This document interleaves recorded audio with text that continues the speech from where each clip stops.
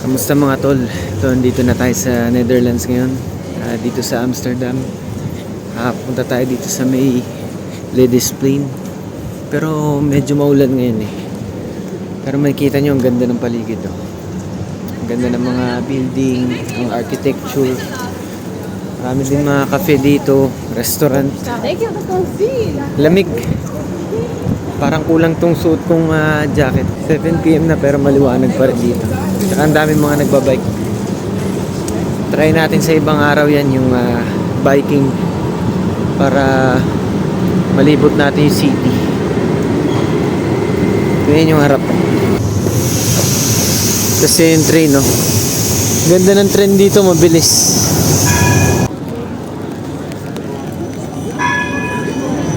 Ito, ang daming mga kainan dito. Mga bar. Lakad-lakad lang tayo dito mga tol.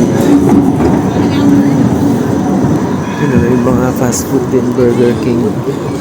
Yung mga tulong ganda ng riverside dito. Pwede kayo sumakay ng bangka.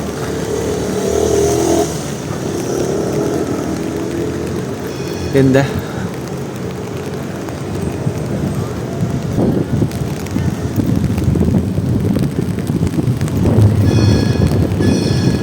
So ito mga tol, try naman natin yung isa sa mga pinakasikat na mga pagkain dito sa Amsterdam. Ito yung French fries nila dito.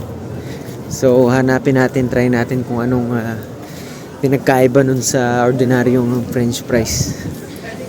And, wala masyadong tao ngayon kasi umulang kanina. Pero buhay na buhay pa rin. Dami mga bukas na mga bar, mga restaurant. Ito mga souvenir shop oh. So ito na. Nakikita na natin yung napakahabang pila guys. Yan o. Dito tayo sa Manneken Pis. Number 1 Holland fries.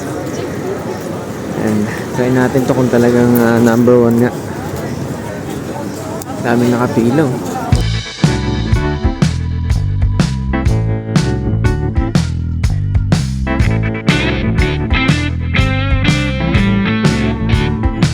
Ito guys, try na natin itong fries natin from Manneken Pis. Napakasarap no. Mainit-init pa talaga yung fries oh. Bago luto. Sarap ng sauce guys. Sarap.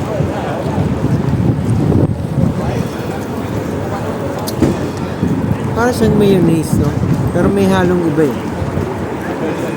Parang nilagyan ng cheese o onion. Yun yung flavor niya. Hindi nakakasawa. Tapos yung fries talagang mataba. Ano? Yung totoong potato talaga yung ginamit. Pwede ito guys. Pag nagpunta kayo dito, try nyo ito. Nasa 7 euro more or less yung binayaran mo. So parang mga ano to, mga 400 pesos mahigit. Kung sa Pilipinas medyo mahal, pero dito sakto lang yung price kasi yung mga tao dito euro naman ang sweldo, so malalaki rin. Sarap.